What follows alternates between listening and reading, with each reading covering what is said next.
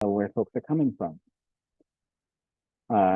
We are going to be recording this webinar, so for future notice, if you ask, we will be recording this and sharing out the recording. The other question that most folks ask are the slides that will be shared today available. They will be made available to everyone who's registered for this webinar. So I'll reiterate that during section breaks, so you don't have to worry. We know we are serving an awful lot of folks who are multitasking, and we're glad that you're here with us today. And we're very excited to present this this workshop today, put on by Grants Plus. I want to thank my colleague Kara Porter, who's on here for helping set this up.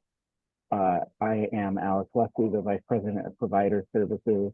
Kara is the Executive Vice President. We're both here at Starting Point, and we're excited to talk through some of the skill building around grant writing, because we know so many of the folks on this webinar are folks who do exemplary work that deserve more funding, frankly. And so we want to empower you with the skills to attract more funding and investment in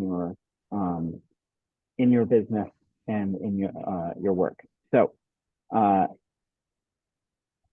do my best to be as loud as possible, but most of this workshop is going to be conducted by our friend Matt Carter here from Grants Plus. So I'm going to turn things over to him.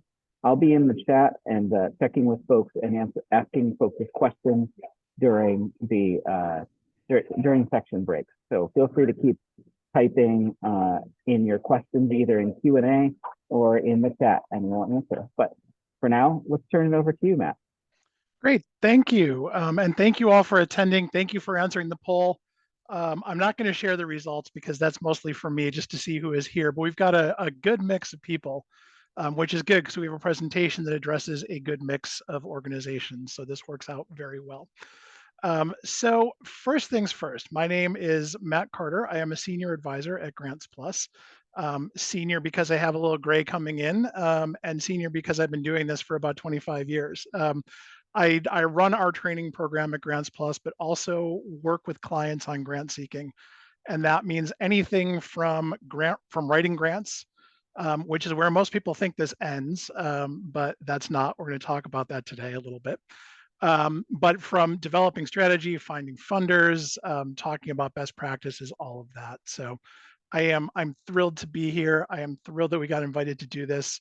My kids are old now, but I've got 3 kids and I've gone through pre-K with them, and I have so much love for everything you're doing and work with clients in education and know some of the difficulties you guys face. So I'm so thankful you were able to take some time out of your day and talk about this with us. So a little quick ground rule, which Alex kind of already got to. Use the Q&A, ask questions throughout. We'll jump in where we can. Some we may save for the end. And also, where there's going to be several polls throughout, please take those, because they're kind of help us, help me address a couple things and help me find some things. So I also want to say, for those of you who took the survey that went out before this, I very much appreciate that. We got some more info that was in the poll on that. But also, we asked in that survey, what do you perceive as barriers to grant seeking? And the number one thing was, my organization staff does not have the required skills to get grants. I'm going to try and talk you out of that today. The number 2 thing was, my organization staff does not have time to find or apply for grants. I can't give you more time. We're going to talk a little bit about how to do your homework and be more efficient.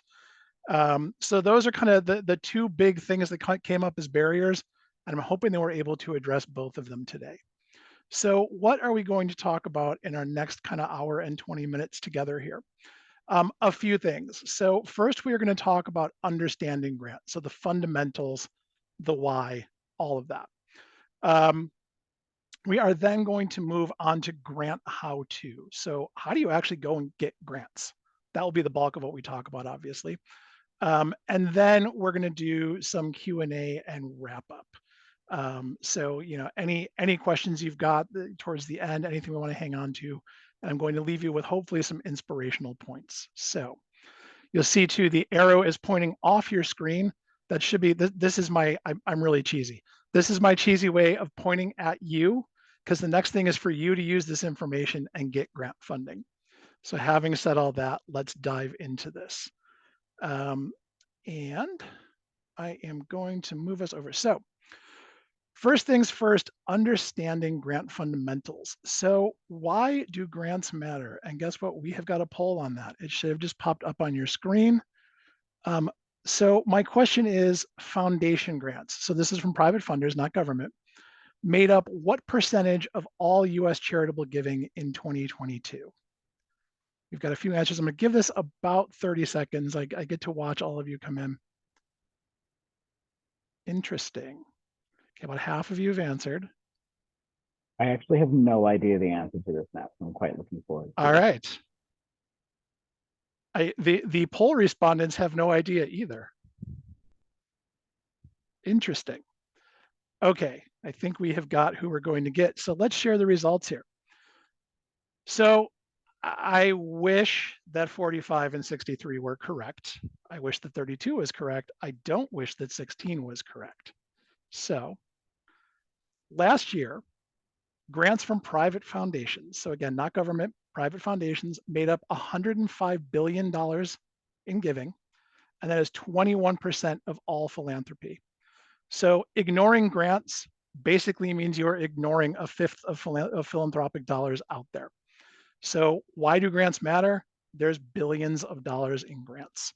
And as you can see, this little graph over on the right here, going back to 1982, which is a little before my time, grants were nothing, even with inflation adjusted dollars, what they are now.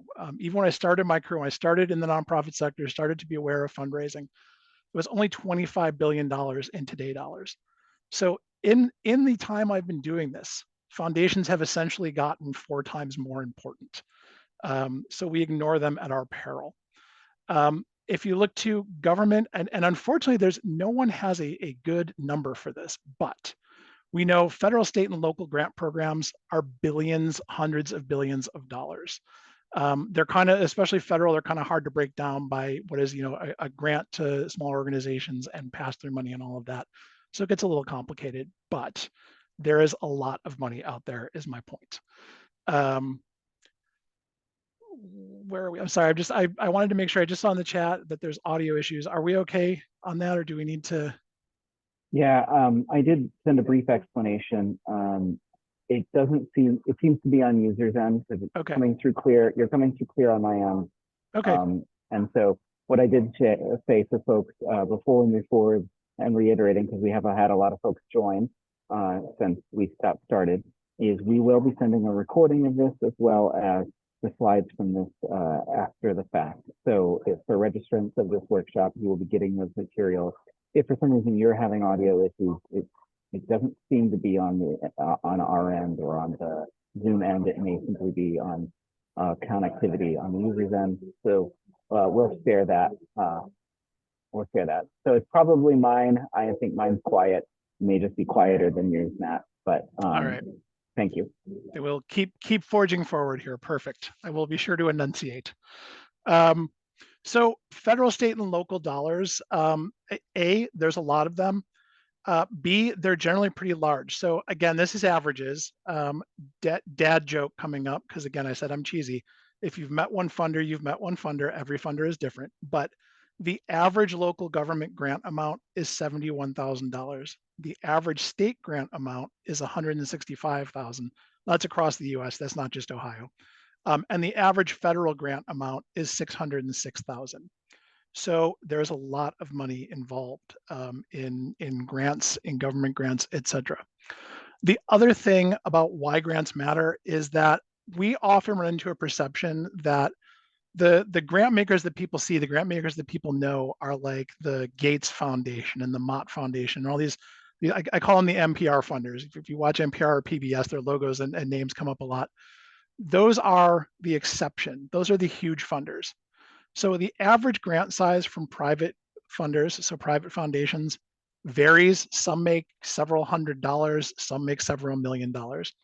But 67% of private foundations, so that's 2/3 of private foundations, non-government private foundations, have less than $1 million in assets.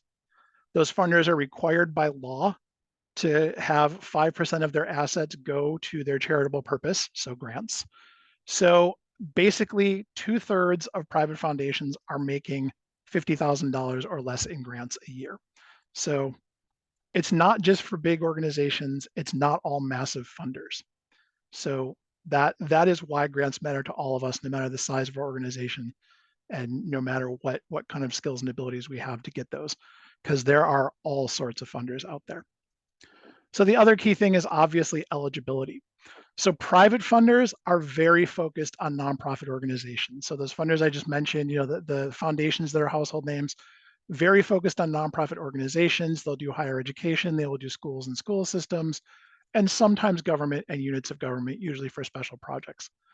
Government grant programs, on the other hand, will fund depending on the program. Each program has its own things. We're going to talk about that in a little bit.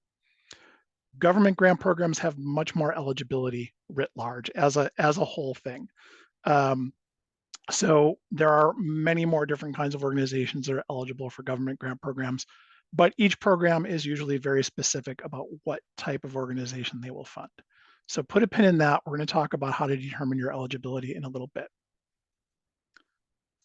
A few fundamentals here. So one of the things that I preach is that grant makers are only going to fund organizations that create the change that funder wants to see in the world.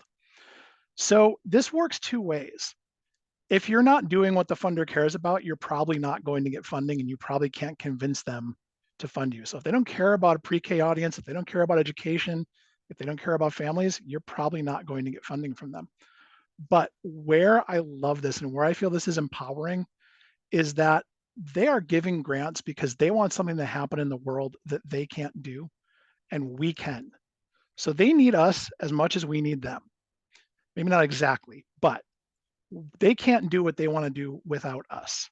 So I like to bring that up because I think a lot of people don't like doing fundraising because they feel like it's begging. And that's not what this is. This is partnership. I can go on a soapbox for this for a long time. I will not. I've got a few cheat codes in here. One of our biggest cheat codes for how do I get grants, how do I make this funder want to fund me, make it obvious to the funder that you are going to be a partner that advances their mission. And we often, when we are writing grants, we'll just use that funder's language back at them. We want to make sure every Cleveland child has a bright future. Hey, our organization is working to make sure every Cleveland child has a bright future. Make it real obvious that you are advancing their mission. So one of the things that you saw on the slide is funders can have very different, very broad or very focused missions. So the first one here on the upper left here is the Kaplan Foundation for Early Childhood, which for all of us sounds great. This is going to be a great funder for pre-K work, except if you read their full mission, they want research projects. So they are not going to do what we do every day. Some of these other ones are local. So the Cleveland Foundation wants to enhance the lives of all residents of Greater Cleveland. Great. Every organization we work with is doing that. The Gun Foundation wants to contribute to the well-being of humanity. Great. And education is actually one of the things they fund. But then there's so this is a state grant over in the bottom right. The Ohio ECE grant wants to maximize early childhood educational experiences. So a little bit more narrow. And actually, once you read the eligibility requirements for all that, it narrows down a little bit. But just as an example of something very specific that a government program wants to fund. So these can go from my favorite is, and I can't remember what funder this is. You hear them on NPR all the time. Is they want a more just, equitable, and verdant society. So do we all. So do we all. You cannot get more broad than that. Down to, there are some funders whose entire mission is like, we fund scholarships for accounting majors at John Carroll University. That's it. So there's that wide gamut there. So you want to make sure, we'll talk about this, you want to make sure you fit in with that mission. One of the other things that is a fundamental of grant seeking is that grant makers generally want you to be able to track results. You generally have to have demonstrated tracked results. So private funders, that can be a little bit squishy. Private funders just want to know that you said that you were doing what you said you were going to do and are creating the change that they want to see. So, you have come up with a program, you've gotten a grant from the Gun Foundation for it. They mostly just want to know that you are doing what you said. Government funders, for the most part, are going to want some very exact things. They're going to want some very exact things that you're doing. They're going to want some very exact outcomes. Now, the great part about this is that it requires less creativity on your part. You look at a government grant proposal, or not a proposal, I'm sorry, a government grant RFP, it will generally tell you exactly what they want you to do and the exact outcomes that they expect. All you have to do is tell them how. We'll talk about that in a minute. You also need to show both that you are spending the money the way that you said you were going to. Again, with private funders, that's a little easier, especially with federal money or with state money, it gets a little more involved. So you want to make sure that your accounting people are involved in that from the start. But your cheat code on this is figure out ways that you can use what you're already tracking. So working with education clients, we know they have got enrollment data already, they've got attendance data already, they generally have family income data already, they'll have test scores. Figure out ways that you can show how you are creating that change using stuff you've already got. We're going to talk about that in a little more depth later. The other thing on here that is a fundamental is do your homework. I promise you it is less work later. So one of the easiest ways to do your homework is, how do I find grants?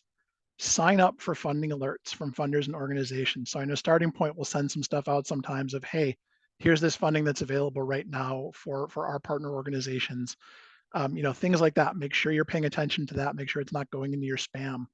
If you know a certain funder has some programs that might be good for you, make sure you're signing up for their alerts, whether that's social media, email, whatever. Make sure when you are doing your homework that you are reviewing the program requirements carefully. We'll talk about this on eligibility, but also making sure that you actually want to do the work that they require. I will tell you, especially for government grants and especially for federal, double especially, make sure that you are creating any of the accounts and logins that you need early. Federal, and I don't remember the exact list because it's been a minute since I've applied from scratch. But you have to have a SAM.gov registration, you have to have a grants.gov registration, you sometimes have to be registered with the agency, et cetera. Those all take a little bit of time. Make sure if you want to apply for one of those grants, you're creating all that stuff early. The other thing is make sure when you find a grant program that you are attending webinars, information sessions, whatever. I know at least in Cuyahoga County and state grants through Ohio are great about having some sort of webinar, some sort of conference beforehand where they tell you about the grant, they tell you what results they want. Sometimes they read through the RFP, but there's usually some good tidbits in there. But make sure you're attending those, make sure that you are asking questions in those. And I will say also, if you've got questions, reach out. So private foundations will sometimes even discuss the program with you and tell you, like, yes, this seems like a great fit for us. No, this doesn't seem like a good fit. You hate to get the no, this doesn't seem like a good fit, but it's much better to get it after a couple emails or a phone call than it is after you spent hours writing a proposal and getting a letter that says, your work is great, but we've had far too many requests and not enough money. We're sorry. Also, government funders will almost always answer technical questions. A government funder is not usually going to say, yes, this seems like a good fit. No, this doesn't seem like a good fit.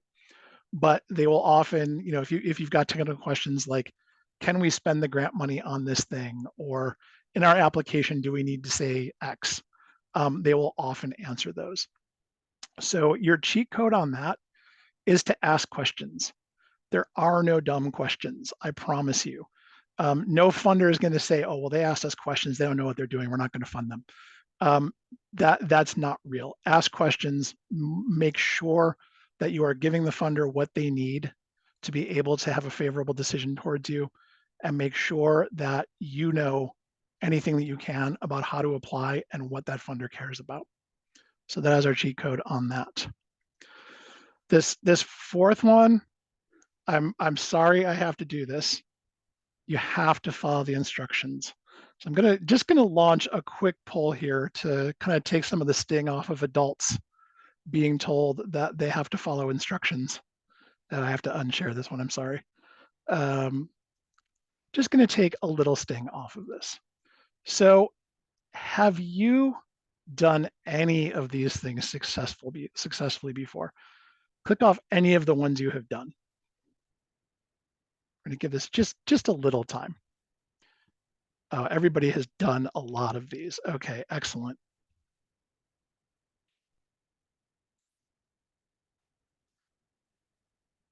All right. I am, if you're taking this, great. I am not even going to share. All of you have done most of this stuff. Congratulations. You can write a grant.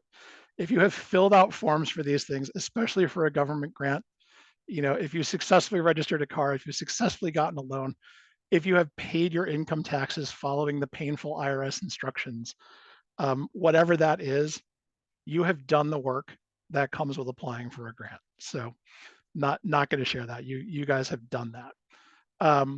So again, we're all adults, but we have to reiterate, follow the instructions. So private funders are generally going to have some sort of parameters around their submissions. A lot of them have an online template that you've got to fill out, etc. They will often ask some pretty specific questions, sometimes in weird ways, answer them the way they want. There's usually some kind of character or word limits, follow those. There's almost always some kind of required attachments, include those. Government grants, again, very detailed instructions, very specific questions. Will often tell you this has to be doubled space in 12-point times font with 1-inch margins, whatever that is. They may have their own forms for the budget. They may want you to put your board in a different form. There's a lot of details there. The nice part is government grants will often include a scoring rubric as part of the instructions. So you can use that to gauge what they're looking for and use that to gauge how you should answer. So often with government grants, it will even come down to like, you are supposed to do outreach into communities where there is low pre-K penetration. And the rubric is, we'll give this section a 5 if you have a clearly detailed way to do that, have partner organizations that you can work with, and have already identified parents in the community that will help you. If you know that you're going to get 5 points out of 5 on that section, if you say those things, congratulations, the grant is mostly written for you. All you have to do is say, here's what we're going to do to get a 5. So again, the instructions sometimes can be onerous, but on the other side, you can just follow them. You can fill out the form, talk about what you're doing, talk about what you do every day, and develop your application from there. So our big cheat on this one is use the instructions to help you develop your application. It's already, especially when there's detailed instructions, it's already mostly written for you. So review of the fundamentals. Make sure that what you're doing advances the grant maker's mission. Make sure that it's advancing the priorities that they have. You're going to have to track things. Make sure you've got built-in ways to do that. Doing your homework is always worth the time and effort. I'm not even going to say almost. It's always worth the time and effort. And following instructions is critical. I even hate to put it this way, but there's always more requests than there is funding. And you don't want to give them an excuse, a technical excuse to not review yours because your proposal was 12 pages and they'll only read to page 10. So you miss all the points that were on those last 2 pages. So make sure you do that. I am going to flip over and see if there's any questions for this section before I move on. If you want to give me a thumbs down or thumbs up there, Alex. I think we've addressed all of them. Mostly they've come in the shape of, are we sharing the recording and where can we see the recording? So I think we're in good shape. Great. I've not seen anything come up specific to content yet. So folks, if you have questions, put them in the chat or in the Q&A, please. Thank you. Good. Well, let's move on to how we actually do this stuff. So we're going to talk about a few things. We're going to go a little in depth into ensuring your eligibility. We are going to talk about having a clear ask for a funder. This is one of the things that people stumble on a lot is they'll try to throw in the kitchen sink and not have a clear ask, and the funder is confused, and that's never good. We will talk about how you can demonstrate that you are addressing a clear need, talking about having reasonable, clear goals, talk about how your activities that you're going to do with this money are going to achieve those goals. We'll get into a little in-depth on evaluation, and we're going to talk about having a strong budget. Now that last one, budgeting, I do an hour plus on that. So we're just going to skim the surface on that, but there's some important points in there that I want to talk about. I promise you it will not be exhaustive. using Excel to have a budget, so you don't have to, you can stay on for that part, I promise. So first things first, ensuring your eligibility. So this is, I feel like as a professional grant writer, a lot of what I do is destroy people's dreams because they see this program that seems like it's going to be really great. There's like the Ohio program to help kids, and they're like, hey, we help kids. This is awesome. These are grants of up to $1 million. And then we get a little into the eligibility and we have to crush their dreams because it is only open to school districts or only open to state, to local government, things like that. So before you put any work in, first things first is evaluating your eligibility, either for a grant program or for a funder. So this is true for both foundation and government, but there's several areas here where you can kind of check that alignment, and we'll run through them a little bit. So first of all, do you technically qualify? Is it open to your type? Do you serve the people that this program cares about or the area? Does the grant amount and the scope match what you're doing? We'll talk about that. And are any of the required things that you have to do for that grant, are they something that you are currently doing or want to do? I don't know if you've ever heard about mission creep with funding, but you get a grant that funds sort of what you do, and then you're over here, and then you're over here, and now you're running a food pantry instead of being a education provider. So that happens. So first things first, again, we touched on this. Type of organization is that technical thing. So are you going to be eligible to get money from that program? Are you legally eligible? So private funders, again, foundations have to give to 501c3 organizations. That they will give to schools, they will give to units of local government. They will sometimes give to other types of organizations using a fiscal agent. So one of the places where I've seen this is actually in construction, oddly enough. There's a lot of contractors are essentially running trade schools, but they're not 501c3s, but there's all these programs for part of the recovery from COVID to teach those skills. So they will partner with a nonprofit or a school to have that be the person have that be the entity receiving the money, and then the subgrant goes to them to do the actual work as a for-profit. Again, government grant programs, while being very specific for each program, who they will fund, are open beyond nonprofits. So there's more eligibility with less flexibility, if that makes sense. Though they're generally can be open to a wider a variety of organizations. So that's the technical thing. Can you technically get funded? This is sort of a flow chart, but not exactly. Next thing is ensuring that that grant program or that foundation cares about the geography you serve. So your yes is, they've made grants in Cleveland or Northeast Ohio or our areas and their eligibility requirements. The maybe, where you may or may not be eligible, is they've got no real pattern.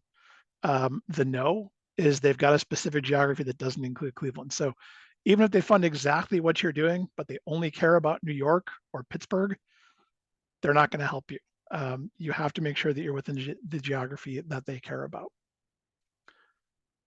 Population served is the next one. It's sort of a subset of geography, especially with foundations, but also with government programs. There's going to be some specific population they care about, and that can be, demographic. It can be low income. We see 200% of the federal poverty level, a ton, for who you can serve with the grant program. They may care about kids under 10, transition age youth. They'll have some specific population they care about. So again, if you're looking for a program that will very clearly fund organizations that serve pre-K kids or their families, with demographics who are similar to those you're serving, that's a definite yes. You're maybe where you've got to kind of think about it and maybe check in with that funder is if they have made grants to programs that serve kids, but not very close to who you are serving. And then obviously, if there's no record of grants for children or families, that's not you. The other one, the next one is another area where we see people getting into trouble. So this is grant amount and scope. And this happened a lot actually with ARPA funding. We had a lot of organizations that suddenly were getting these large amounts of government money. who sort of were not prepared for that. So making sure that the amount of the grant and the expected outcomes are in line with what you're doing and what you've got planned. So what that means is if you are, you're a small school, you've got, a $500,000 budget, a $250,000 budget, and you're looking at this national funder that seems great. There's, some funder who just wants to make sure that pre-K kids are prepared for kindergarten. If they only make $1 million grants because they want system change, they're probably not a good funder for you. Conversely, if you're that $250,000 program, a small funder that's only going to make a $500 grant after you send in a 5-page application, probably not the funder for you. So not just on that end though, but also just what the expected outcomes are. If you are serving 100 kids and everything that funder is talking about is 1,000 kids across the city, whatever, unless you're able to scale up really quickly and want to scale up really quickly, that's not the funder for you. So again, this is just one of those places where I think people kind of see the dollar signs in their eyes and think that it's gonna solve issues, and suddenly they've bitten off more than they can chew, and are chasing trying to get the work done that they're supposed to, or the other way around, who spend a lot of time on not a lot of money that's going to help like 5 kids. So you want to make sure that all of that fits with what you're doing. The other place where people get in trouble is activities. And this is more with government funders. With private funders, generally, they just want to know that pre-K kids are ready for kindergarten. With a government funder, there may be some very specific activities you have to do. And often we find, and this is, I think, more federal, but we find that unless you're already doing those activities, the money is not worth it. So if you're already doing all or most of the work, or have planned, you strategically planned it to do most of the work they want, then great. If they are funding work that you're going to really have to stretch for, if you suddenly got to hire 20 staff to make this happen, that is probably not the grant for you, and you may find yourself in trouble trying to actually get to do what you're supposed to do. So I know this is kind of a bummer, but you want to make sure on all those levels that you are the right fit for the right grant. There's nothing worse than when you get a grant and then end up having to struggle to do what you're supposed to be doing on it, struggle to spend the money. It's never good when you get money in and it makes too much work for you. So keeping an eye on that, keeping that in mind. So our next thing is having a clear ask. And I sort of gave this away a little bit here. You want to make sure that you know what you want so you can tell the funder what you want. And this is sort of an elevator pitch, but not exactly. So this is something that distills your request into a couple memorable sentences. Simple, clear, and concise. It's sort of the thesis statement for your work, for your proposal. And it includes kind of, if you're able to identify what are the needs in the community, what you're going to do to address those needs, who's going to be helped by your work, and what's going to happen when you're done, you're good to go. If you can come up with that, jot it down, that is basically the outline of a grant proposal right there. So if you're able to do that, you are in good shape.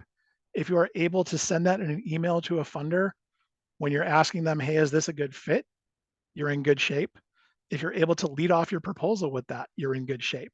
If that is the only thing the funder reads, they'll have a decent idea of what you want to do, and frankly, could probably make a decision based on that.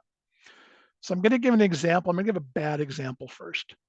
And this, by the way, this isn't anybody we've worked with. So don't try to figure out who the Achievers Academy is in Cleveland. This is a composite. But so the Achievers Academy seeks funding to grow our Connections program, which provides multiple opportunities for preschool age children to learn and grow. Okay, that sounds pretty neat, but I have no idea why you're asking me for a grant. You've just sort of stated what you do.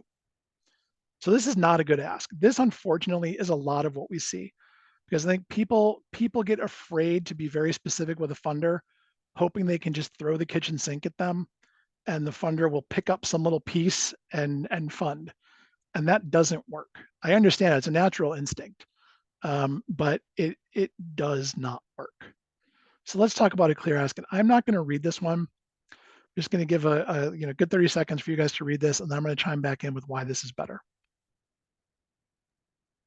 And after this section, Matt, we do have a few questions that I'll Perfect. turn over to you. Perfect. I see those. Okay, so why this is good. A, talks about what the need is. It talks about how much they need. It talks about who's going to be impacted. It talks about what is going to change. So if you have got this, if you're talking to a funder about this, they know everything that is in this request. There's going to be a lot more detail coming, but this distills it down to its essence. And we work with a lot of people who say, well, our work is too complex to do that. We can't do that. That is all the more reason to do that. You are trying to explain this to somebody who is reading a stack of proposals, who is, a peer reviewer for a government program who has 10, 30-page proposals that they've got to get through.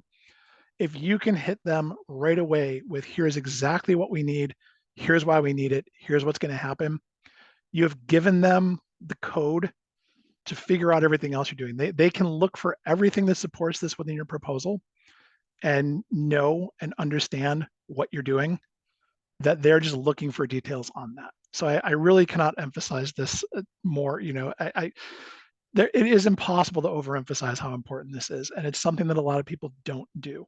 So don't do the kitchen sink approach, have the clear ask. And I can see the questions. I'm just going to go through these if that's okay with you. So the first one Absolutely. is, do you find that businesses that are certified with the city or state, like a women business enterprise, minority business enterprise, are more successful in receiving grants? For government grants, especially state and local, yes. There will often be specific preference points. So you'll see a government proposal that you get a bonus, like sometimes in that not curriculum, what word am I looking for? In that scoring rubric, it will say exactly how much more you get for that. So yes, that can be helpful. When you are searching for grants, how do you know if the grant website is legitimate or a scam? So this doesn't work for brand new funders, but any government funder, you should see that .gov, .something, .oh, whatever that is. If you're looking at private funders, and I think this question comes from, there have been a few private funders, a few national private funders that have had people sending out scam emails. They're trying to redirect you to some other website. Um, if that's what you're talking about, go directly to their website yourself. But if you're asking if they are just a scam, if you go to guidestar.org, they're run by an organization called Candid, which actually they have all of the foundation IRS tax filings in the U.S. So every foundation in the U.S. has to have a tax filing every year, just like every nonprofit. It's a Form 990.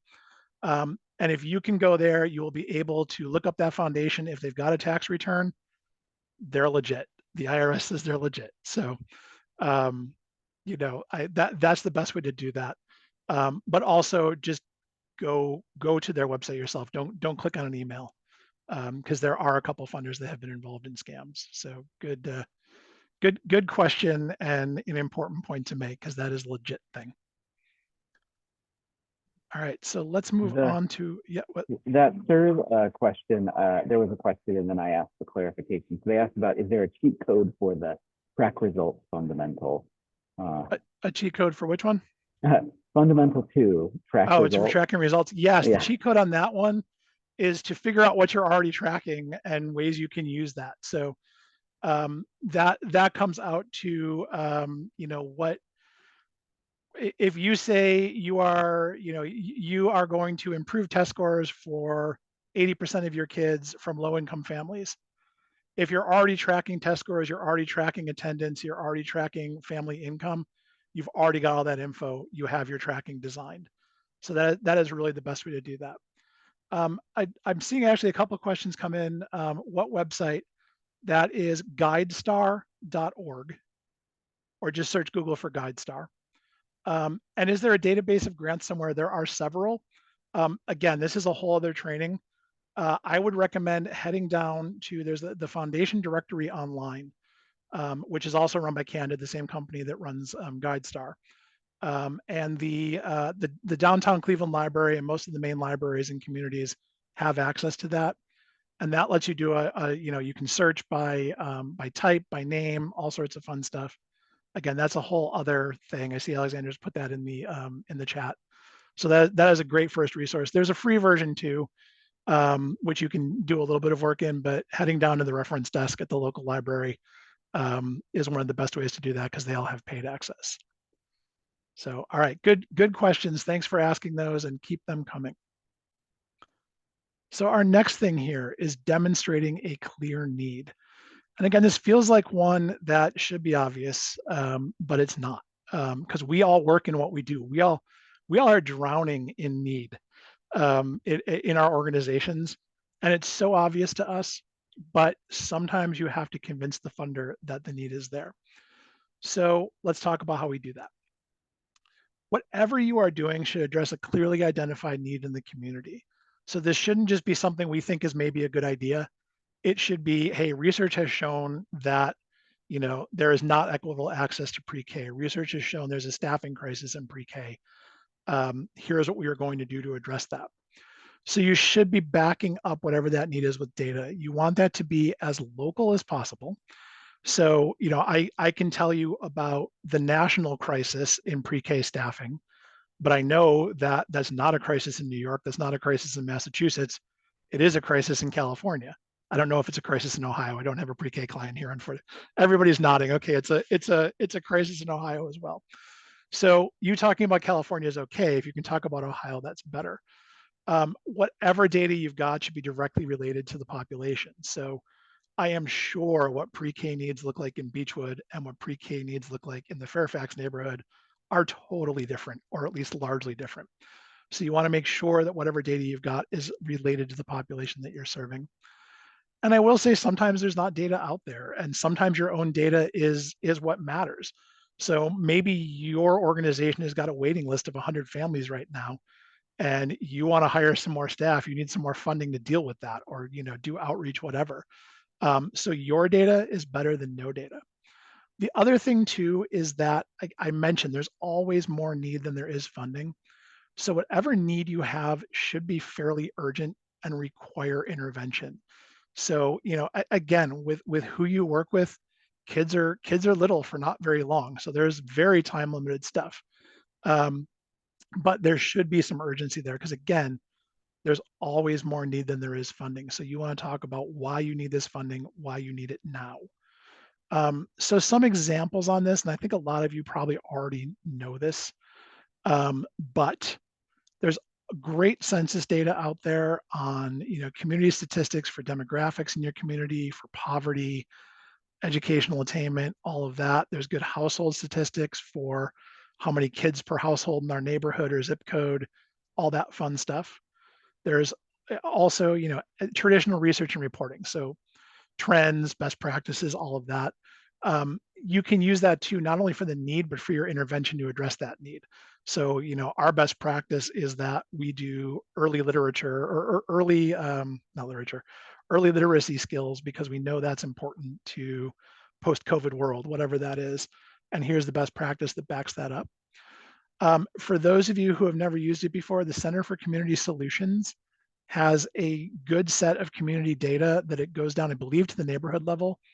So you can look at theirs, and that will tell you a lot about a community. And they also do reports on all sorts of fun challenges facing our community. So they're a good source for that. And then again, your own data. If you know that attendance has been dropping since COVID, you're having more behavioral problems. Your evaluations are not what they used to be. Whatever that is, the point is backing up the need with data is what is important. Showing the funder that this is a real need in the world, and here's the receipts. So that one I hope is clear, but again, something we always have to mention because as organizations, we are all swimming in that need every day. So being able to show outside, the professionals in my air quotes here have also said that this is a problem. So our next thing is having clear goals. And I have got another poll on this to make sure, whoa, that just went to full screen on me, to make sure that everybody is paying attention here. So let's launch this one. So which of these is not a clear, measurable, and time-bound goal? It's a little bit of a trick question. I'm gonna own that from the start. From my perspective, they are cut off a little bit. The users might see all of them, but do you mind reading them really quickly, Matt? Oh yeah. Each Okay. choice? Yes, absolutely. Wait, they're cut off for me too. Here we go. Okay. Number one is we will offer at least two new weekly enrichment activities to all students in the next year. Number two is students' kindergarten readiness scores will improve in the next assessment. Number three is at the end of the grant period, we will have had at least 5 interactions with 90% of students' families. So even with those cut off, people are getting them right. So this is a good group. All right, it looks like most of you, I'll give this a couple more seconds.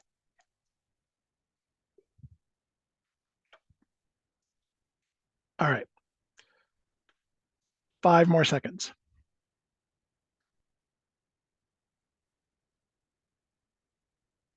All right, let's go. So half of you got it right.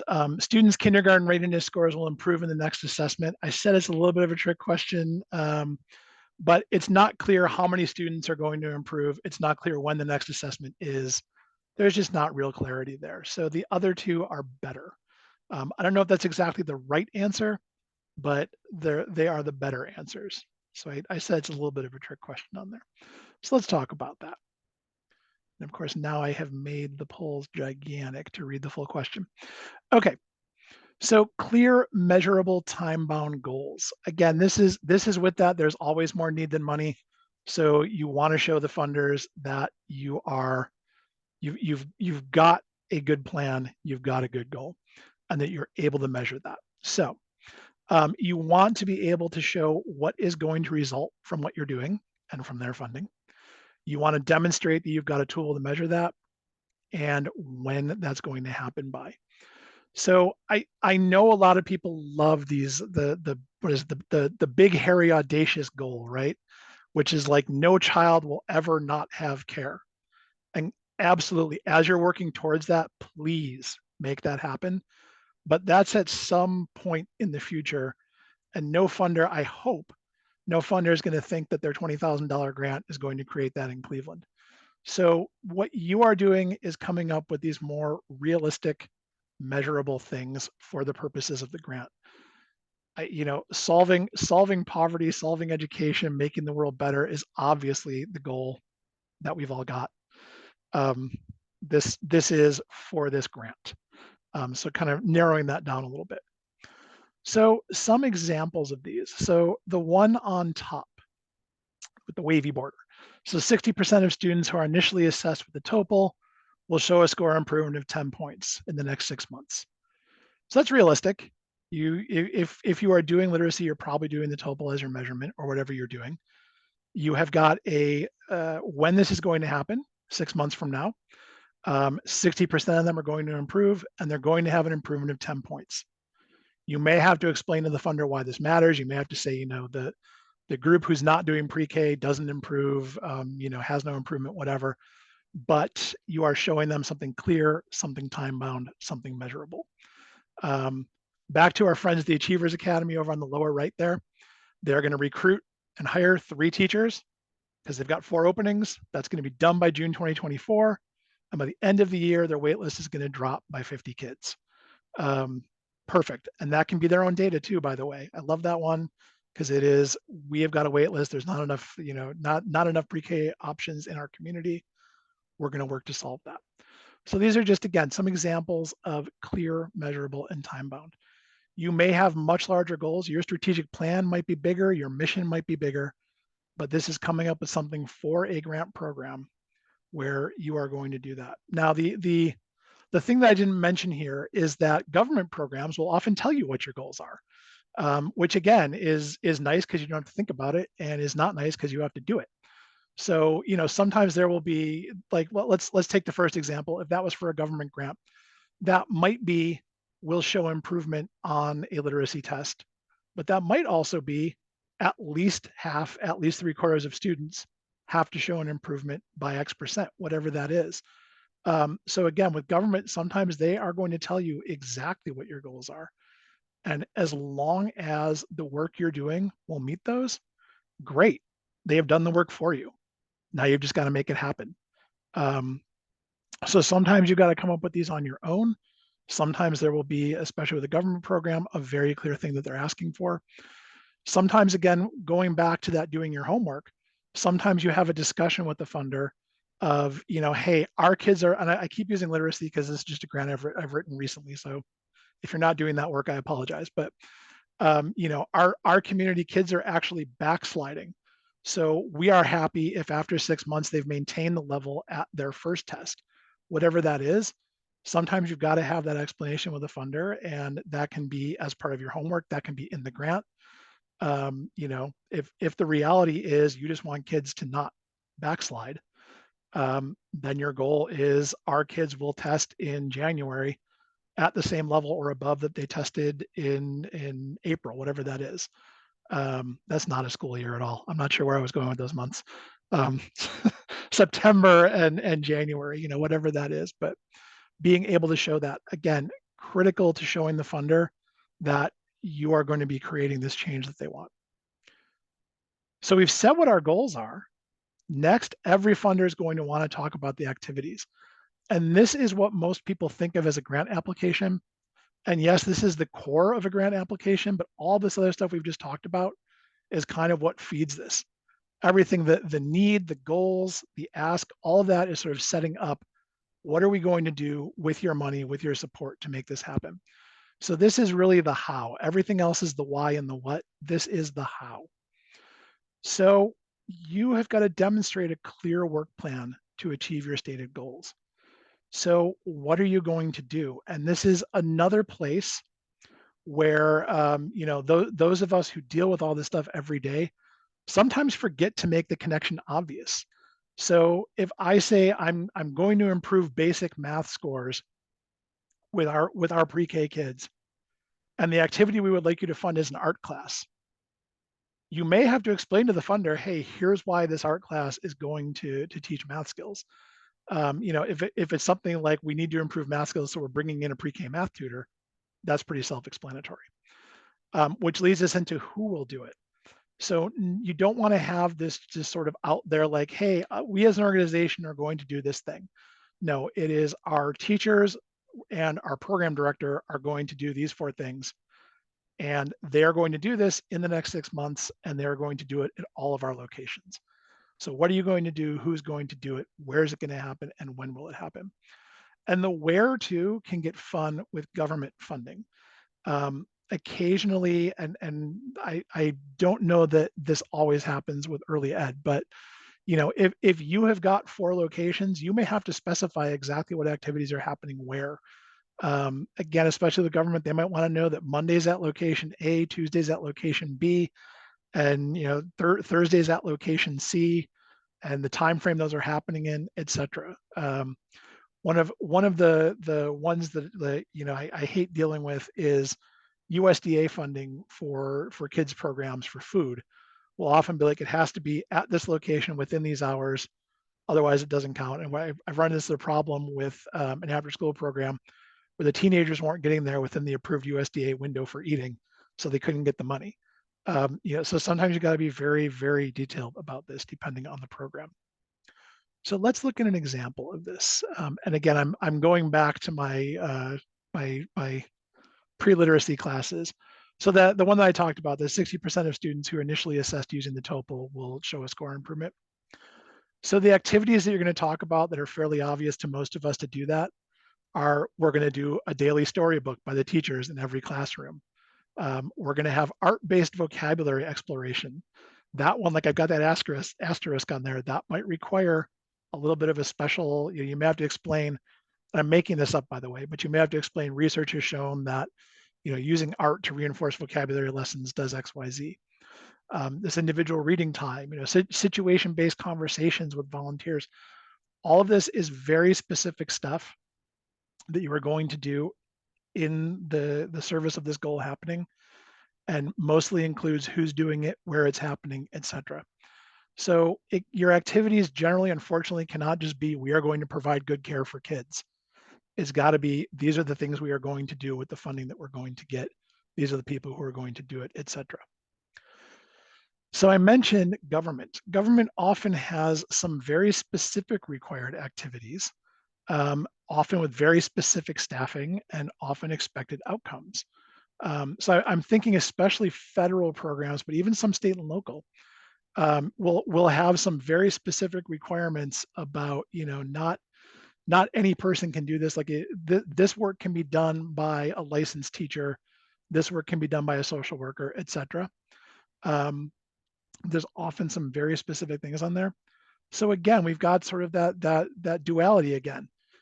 If they have required activities, you don't have to come up with the activities you're doing. You just have to explain how you're going to do what's required.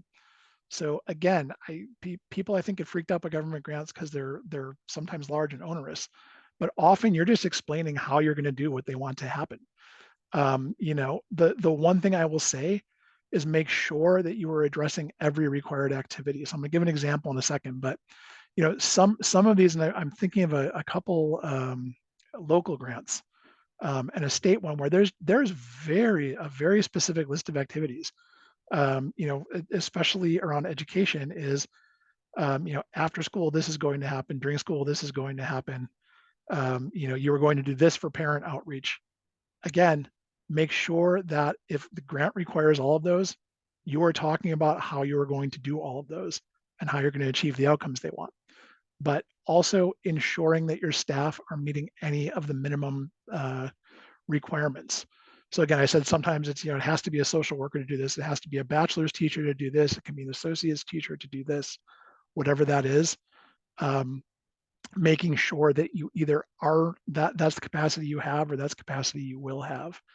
So this is an example from a U.S. Department of Education grant on children with disabilities.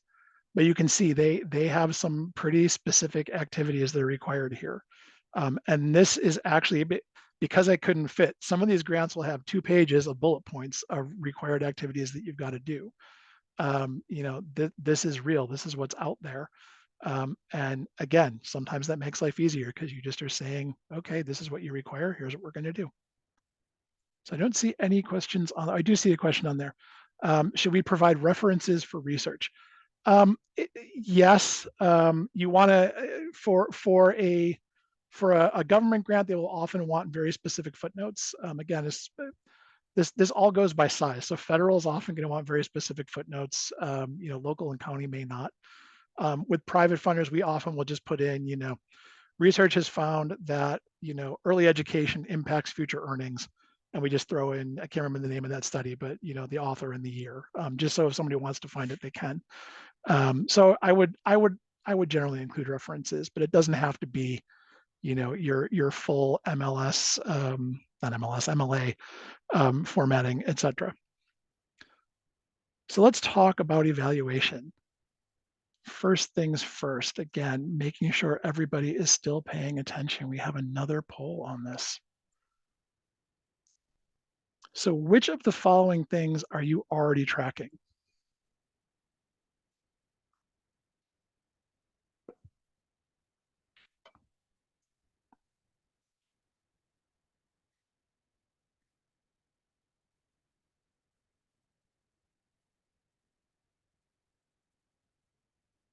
I'll give this about another 20 seconds here.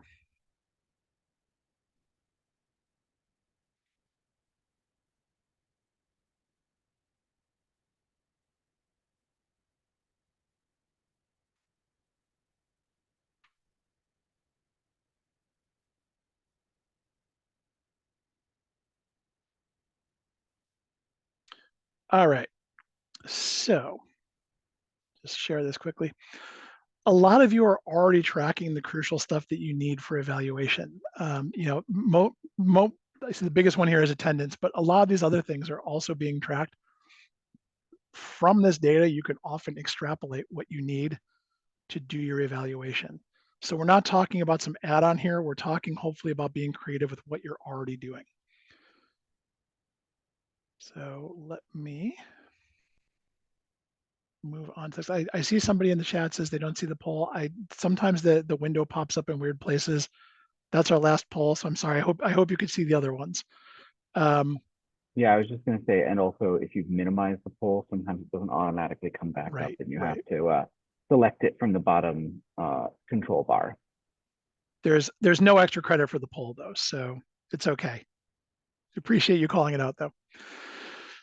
So you want to have an evaluation plan. I can't stress this enough. I think this is the third time I'm mentioning it. You want to be able to demonstrate whether or not you are meeting your goals. So are you doing the work that you said you would do? Funders want to know that you have a way to make sure that's happening. Are you serving the people you said you would serve, especially if they have specifics? They only want families at 200% or below of the federal income or federal poverty level. Are you tracking that those are the people who you are serving? Are you producing the outcomes? Are you meeting your goals? Are you doing the things you said you would do? Are you spending the grant funds the way you said you would? So as part of your evaluation, is your accounting keeping track of that? And the most important one that everyone forgets is if something goes wrong and you are not meeting those goals, do you have some way to adjust your work? A lot of people will think about this evaluation just as, oh, this is just some stuff I got to do for this grant. I don't want to deal with it. But generally speaking, the stuff you're evaluating for a grant is also you evaluating the strength and success of what you're doing every day. So it's a useful tool if you're not already doing it to help you understand better. Here's how we can be a better organization. Here's how we can be better teachers, et cetera, et cetera. So don't just let this be something that annoys you because you've got to do it for grants. Let it be something that is part of your life. So develop these plans before you get the grant. There is nothing worse than somebody getting a lovely grant for $100,000 that has all these requirements they had no idea they were going to have to track because they didn't pay attention. So make sure that you are reviewing the reporting requirements. A government grant is almost always going to have exactly what you need to do in the RFP. So any request on that. A private funder will usually tell you we require an annual report, an interim report, whatever, and we'll be happy to talk to you about what that requires.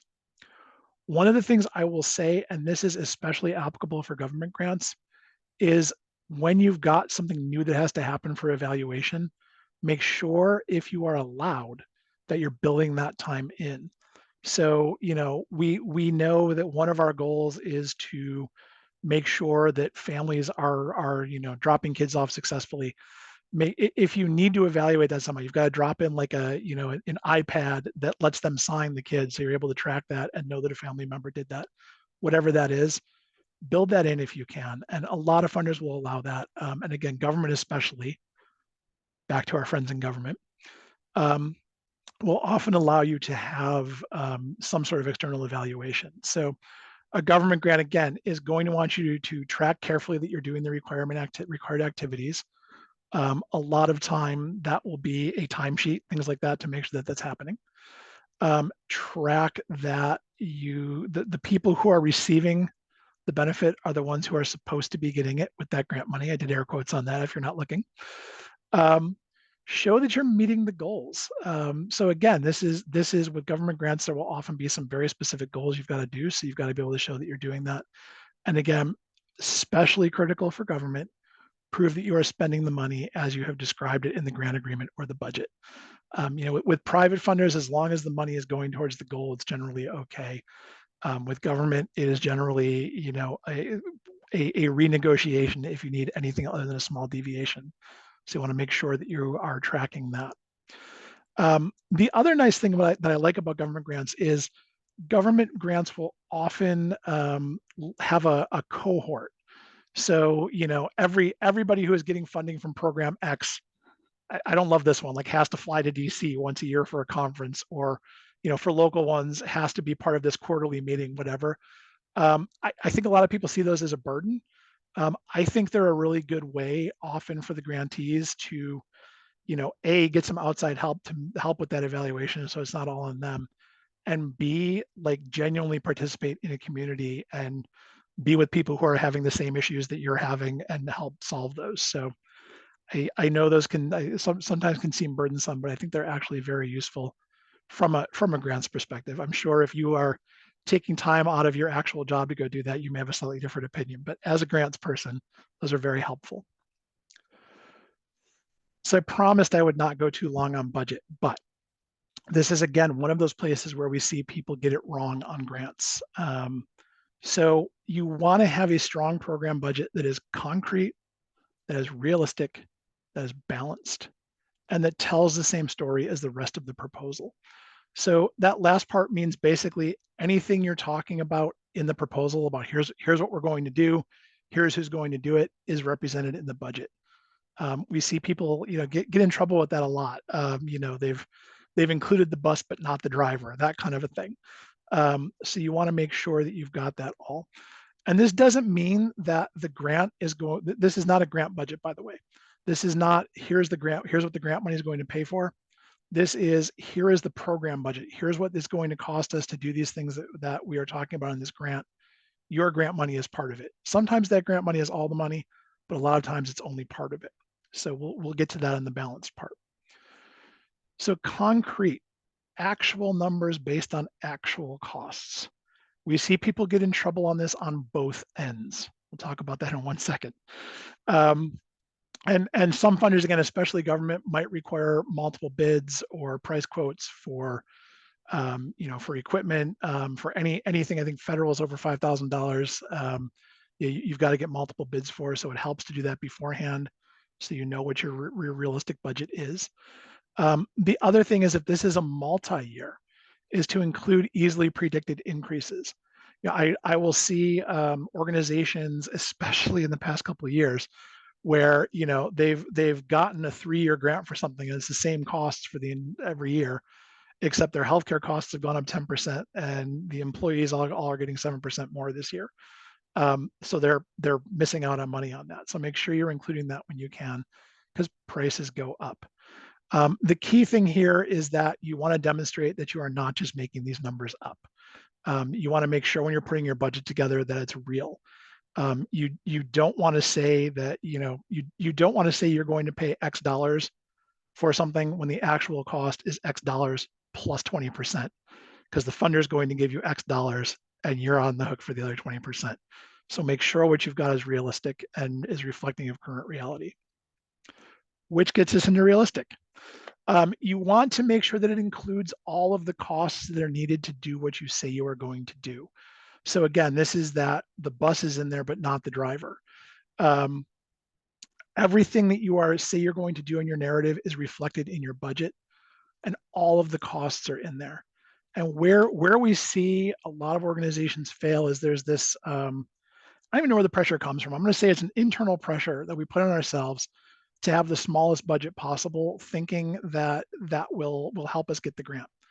And that is not generally true. I mean, if everybody else in town is putting in a budget for $100,000 and yours is $500,000 to do the same work, that's not great. But making sure that you are displaying what it's going to cost you for everything you want to do is crucial. Again, I see people get in trouble with this where they've tried to cheap out on things. And so suddenly they need a licensed independent social worker and they've only got $35,000 in the budget for that because they just decided to go as cheaply as possible and they can't hire anyone and the program doesn't happen. That kind of a thing will get you in trouble, and not even though you've successfully gotten the grant award, you're not going to end up with the grant money. So making sure that when you're putting that budget together, everything you need to do is in there. And this also comes out to, at the end of your grant or in your interim reports, you are going to have to tell the funder, here's what we're doing. Here's the results we're getting. If you don't have enough money in that budget to get those results, the funder is going to be angry that you're not getting the results, not that you asked for too much money. So again, people have this tendency to try and go as small as possible, and that is not helpful. So reasonable and efficient is more important than small. So our last factor on that is balanced. And again, we're not talking about a grant budget of how we're going to spend this grant money. We are talking about, for this program, this is our budget. You want to show realistic income sources for all of your expenses. So maybe this one grant is covering most of it, but you've got to match a certain percent, or whatever that scenario may be in reality. Being able to show, especially private funders, that they are not the only money coming in is important. Being able to show government funders that you have got a realistic source for whatever match is required for that program, and giving both of them the assurance that we know our program is going to cost us this much, and here is how we are going to raise that money. So, making sure your earned income is in there, making sure your individual contributions are in there, whatever that is, but showing that you have a plan that's realistic to raise the money to do that. Again, there's nothing that will irritate a funder more than, you've got this great plan for $100,000 program. They give you 20,000 for it. All of your other money that you had in there was completely unrealistic. You hadn't even asked anybody else. And suddenly you've only spent $20,000 on that program and are coming up with maybe 20% of the results. Again, the funder will be irritated that you didn't do what you said you were going to do, not that you asked for too much money. So you want to make sure that all of this is realistic, that you're able to show, here's what our income is, here's what our expenses are, they match. We're going to pull this off. So as has become our trend here, let's talk about government. So government grants are generally going to have a program budget that follows a prescribed format and formula. There is often an agency-specific template. It is rarely in the same format that your budgets or your accounting is in.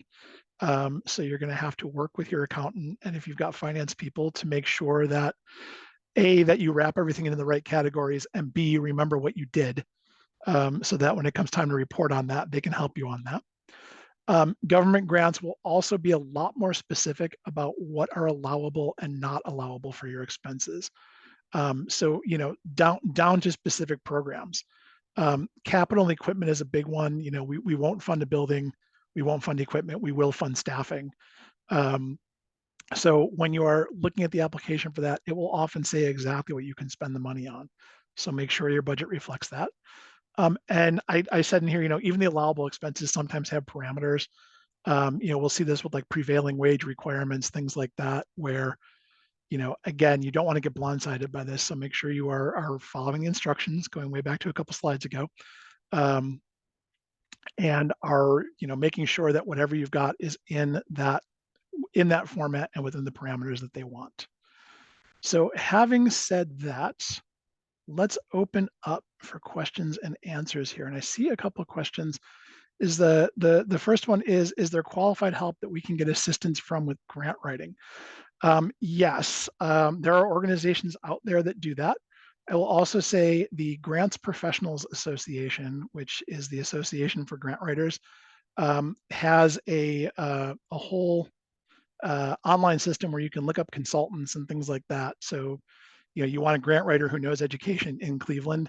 If you go, and I don't remember the website, but again, just Google like Grants Professionals Association Cleveland, and they've got a nice setup where you can find consultants that will work on that. So yeah, that's there is help out there.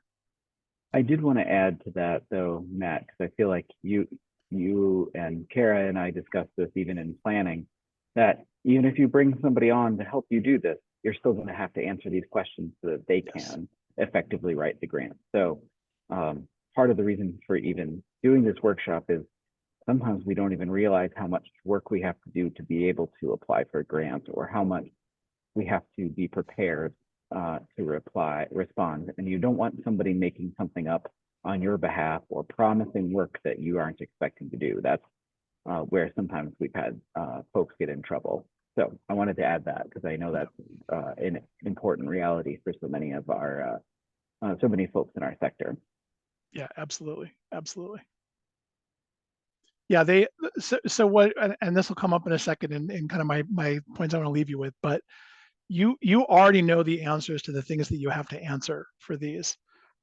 It's a matter of following the instructions, and it can sometimes help to get a grant writer in there to give you, some advice and frankly capacity on that.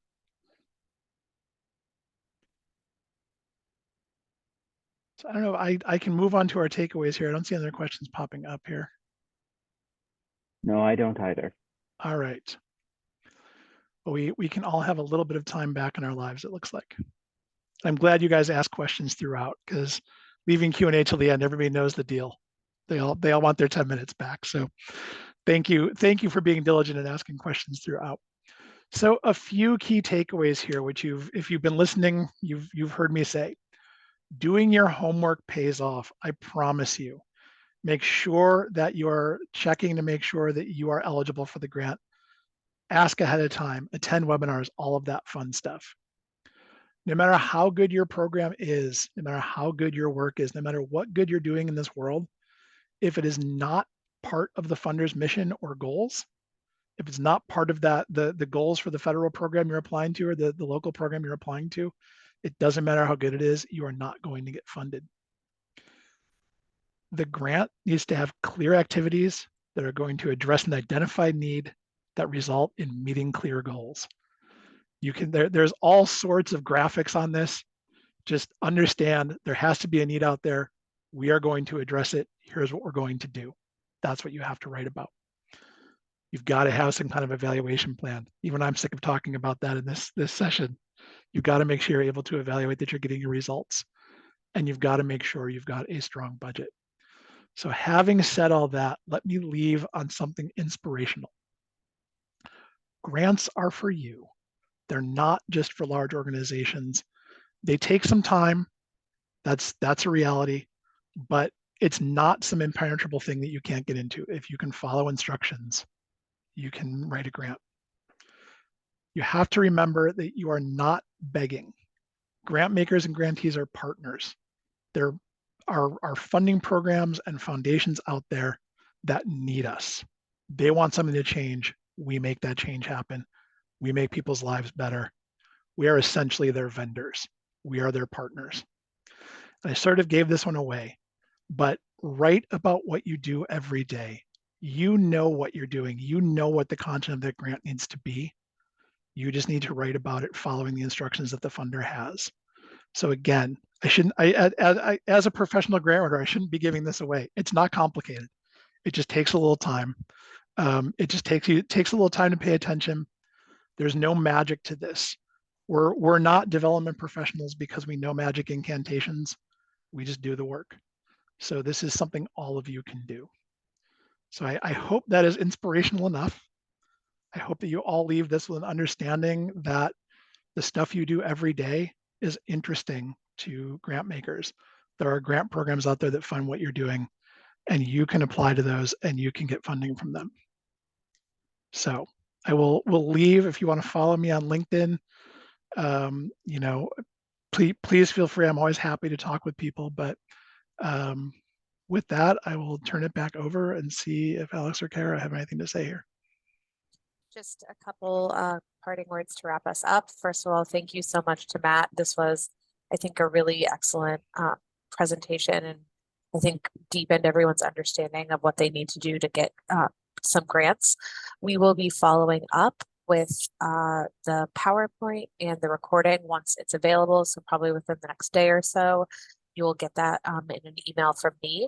And if you have any questions, feel free to reach out. Follow Matt on LinkedIn. We appreciate everyone joining us, and we will close out the session now. So everyone have a wonderful day and rest of your week. Goodbye. Thank you, everyone. Thanks, everybody.